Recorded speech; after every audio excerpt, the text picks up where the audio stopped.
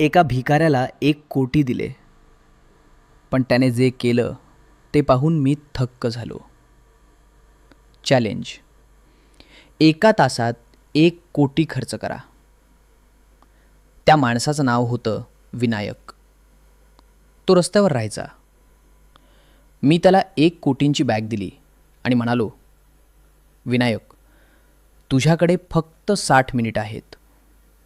हे पैसे तू स्वतःवर खर्च करायचे आहेत. मला वाटलं तो सोन्याची चेन घेईल, मोठी कार घेईल किंवा नवीन आयफोन घेईल. पण विनायकनं काय केलं माहीत आहे? पहिले 10 मिनिटं तो एका मोठ्या किराणा दुकानात गेला आणि त्यानं 5 लाख रुपयांचं धान्य विकत घेतलं. पुढचे 20 मिनिटं त्यानं एक ट्रक भाड्यानं घेतला आणि ते सगळं धान्य जवळच्या अनाथाश्रमात पाठवून दिलं. शेवटचे 15 मिनिटं उरलेले सगळे पैसे त्यानं एका हॉस्पिटलला दान केले, जिथे गरीब मुलांवर उपचार होतात. मग विनायकसाठी काय उरलं? जेव्हा शेवटची सेकंद मोजली जात होती, तेव्हा विनायककडे 0 रुपये उरले होते. तो पुन्हा तसाच भिकारी राहिला होता.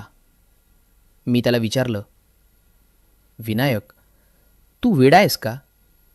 तू स्वतःसाठी एक घर घेऊ शकला असतास, चांगले कपडे घेऊ शकला असतास. तू सगळं दान का केलंस? विनायक हसून म्हणाला, बीस्ट भाऊ, माझ्याकडे घर नाही आहे हे खरं आहे, पण आज त्या 100 मुलांच्या चेहऱ्यावर जे हसू आहे ना, ते विकत घ्यायची किंमत 1 कोटींपेक्षा जास्त आहे. मॉरल ऑफ द स्टोरी: मित्रांनो, खरी श्रीमंती तुमच्या बँकेत किती पैसे आहेत यावरून ठरत नाही, तर तुम्ही किती लोकांच्या आयुष्यात आनंद निर्माण करता यावरून ठरते. लक्षात ठेवा, दुसऱ्यांना देण्यात जो आनंद आहे तो कशातच नाही.